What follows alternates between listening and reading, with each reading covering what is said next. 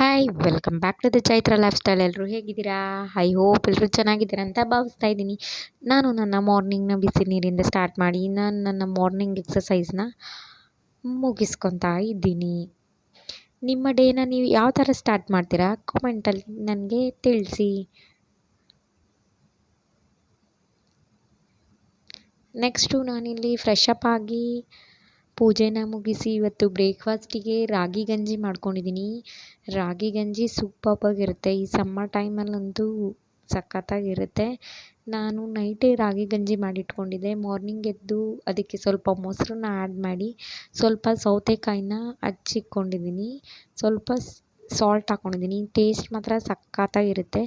ಇನ್ನು ಆಫ್ಟರ್ನೂನ್ಗೆ ನಾನು ಹೀರೆಕಾಯಿ ಬೇಳೆಕಾಳು ಹಾಕಿ ನಾನು ಉಪ್ಸಾರು ಮಾಡ್ಕೊತಾ ಇದ್ದೀನಿ. ಉಪ್ಸಾರಿಗೆ ನಮ್ಗೆ ಎಷ್ಟು ಬೇಕೋ ಅಷ್ಟು ಹಸಿಮೆಣ್ಸಿನ್ಕಾಯಿ, ಒಂದು ಟೊಮೊಟೊ ಬೇಯಕ್ಕೆ ಇಟ್ಕೊಂಡಿದ್ದೀನಿ ತರಕಾರಿ ಜೊತೆನೇ ಸ್ವಲ್ಪ ಸಾಲ್ಟ್ ಹಾಕಿ. ನೆಕ್ಸ್ಟು ಪಲ್ಯಕ್ಕೆ ನಾನು ಮನ್ವಿತಿಗೆ ಅಂತ ಸ್ವಲ್ಪ ಸಿಹಿಗೆಣಸನ್ನ ಬೇಯಿಸ್ಕೊತಾ ಇದ್ದೀನಿ ಅವನಿಗೋಸ್ಕರ. ನೆಕ್ಸ್ಟು ಬೀಟ್ರೂಟ್ ಹಾಗೆ ಕಡಲೆಕಾಳನ್ನ ನೆನೆಕೊಂಡಿದ್ದೆ, ಅದನ್ನು ಬೇಯಿಸ್ಕೊತಾ ಇದ್ದೀನಿ.